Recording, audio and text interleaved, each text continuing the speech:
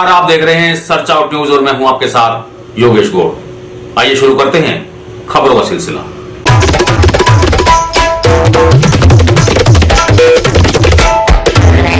क्षेत्रवासियों के लिए गणतंत्र दिवस की पूर्व संध्या एवं सुखद गौरवान्वित करने वाला समाचार लेकर आई क्षेत्रीय विधायक डॉक्टर मंजू शिवाज ने एक प्रेस नोट जारी कर क्षेत्रवासियों को अवगत कराया कि महामाया सीकरी देवी मंदिर परिसर में 1857 की क्रांति का विशाल वट वृक्ष अब राष्ट्र धरोहर की तरह सहेजा जाएगा। इसकी जानकारी वन राज्य मंत्री उत्तर प्रदेश सरकार अनिल शर्मा ने विधायक को दी। साथ ही वन राज्य मंत्री अनिल शर्मा द्वारा जिला वन अधिकारी को तत्काल प्रभाव से ऐतिहासिक वट वृक्ष के संरक्षण के भी आदेश जारी किए हैं। बता दें कि सीकरी देवी महामाया मंदिर परिसर में स्थित पौराणिक विशाल वट वृक्ष 1857 की क्रांति का गवाह है। बताया जाता है कि अंग्रेजों की रिसाला फोर्स ने इस वट वृक्ष पर उनसे लोहा लेने वाले गांव के 100 वीर सपूतों को फांसी पर लटकाकर मौत के घाट उतार दिया था।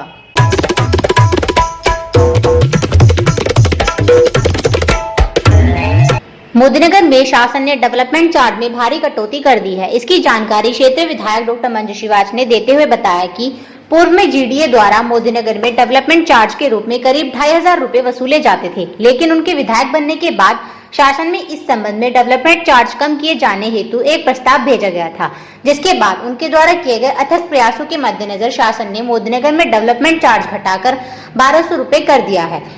विधायक जी, अभी जो आपने बताया डेवलपमेंट चार्ज जो है पहले 3500-3400 के करीब था, 1200 हो गया आपके प्रयासों से, वो सारा एक बार जरा बताएं क्या है। मोदीनगर जिला गाजियाबाद का एक शहर है, विधानसभा है, लेकिन मुझे हमेशा महसूस होता रहा कि इंदिरापुरम, वैशाली, वसुंधरा और महानगर के मुकाबले में हम मोदीनगर वाले और मुरादनगर विधानसभा का जो ग्रामीण क्षेत्र है मुरादनगर शहर का, वो काफी पीछे है, क्योंकि हमारे यहाँ जो लोग हैं अधिकतर मजदूर और किसान हैं और वो छोटे छोटे घर बना के रहते हैं या छोटे छोटे व्यवसाय करते हैं।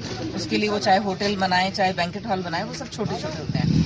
लेकिन पहले विकास शुल्क जो है बहुत ज्यादा था, तो कोई व्यक्ति दे नहीं पाता था और जीडीए में राजस्व भी नहीं जा रहा था और दूसरी तरफ जो है हमारा जो रजिस्ट्रेशन है वो भी नहीं हो पा रहा था। तो उसमें बहुत मेहनत करने के बाद आदरणीय मुख्यमंत्री जी ने इसका संज्ञान स्वतः लिया और पूरे जब मैंने फाइल मोदीनगर की शुरू करी थी, लेकिन आपको खुशी होगी कि उसमें पूरे प्रदेश के छोटे छोटे शहर जोड़ दिए गए। तो मोदीनगर ने शुरुआत करी, लेकिन मोदीनगर के साथ साथ पूरे प्रदेश के छोटे छोटे शहरों का विकास शुल्क जो है कम हो गया है।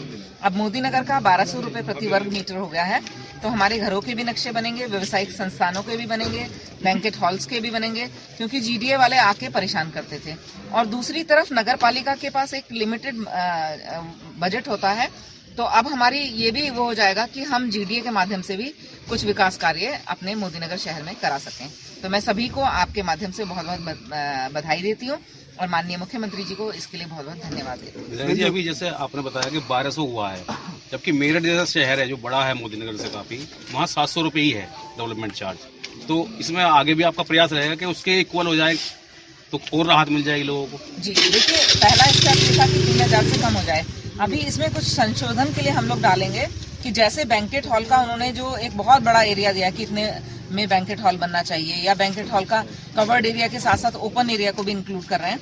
तो ये कुछ ऐसी चीजें हैं जिन पे हम संशोधन के लिए डालेंगे। और देखिए, कोई भी नियम बनता है तो उसमें संशोधन की या कोई भी हमारी सलाह की गुंजाइश रहती है, तो माननीय मुख्यमंत्री जी को मैं जरूर इससे अवगत कराऊंगा। उद्योग नगरी के लिए भी प्रस्ताव जो था वो गया हुआ था, वो भी पास हो गया बताया जा रहा है, उसमें आपका क्या कहना है? देखिए, अपने 2 क्षेत्र हैं, एक तो कादराबाद का क्षेत्र है और एक जो है अपना सिकैड़ा रोड का है।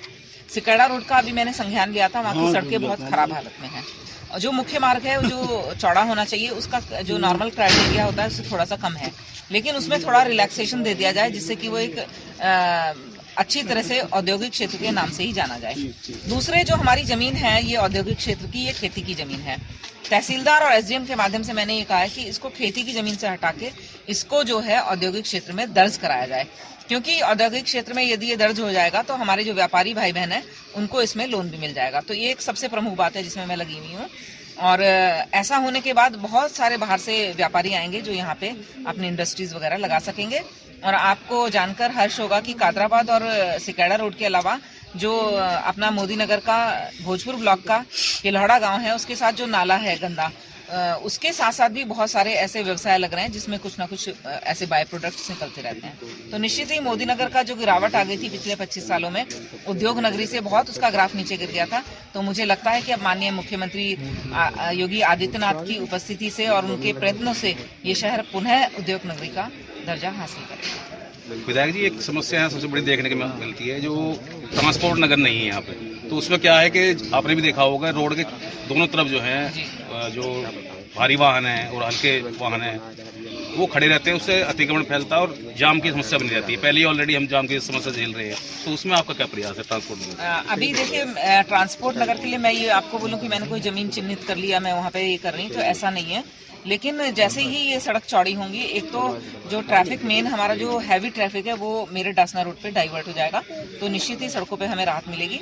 और इसमें ज़रूर मैं कोशिश करूंगी कि कोई ना कोई ट्रांसपोर्ट की व्यवस्था हो जाए, क्योंकि अपना यार्ड भी है मोदिनपुर में, और जब हैवी ट्रैफिक जाएगा तो हो सकता है वो रुके भी, तो एक ऐसा स्थल हमें मिल जाए कि जहाँ हैवी ट्रैफिक रुक सके, तो उसके लिए मैं पूरी कोशिश करूंगी। खबरों में आज इतना है। कल आपसे फिर कुछ और नई खबरों के साथ मुलाकात होगी। तब तक के लिए मुझे दीजिए इजाजत और आप देखते रहिए सर्च आउट न्यूज, ताकि खबरें चर्चा में रहें। नमस्कार।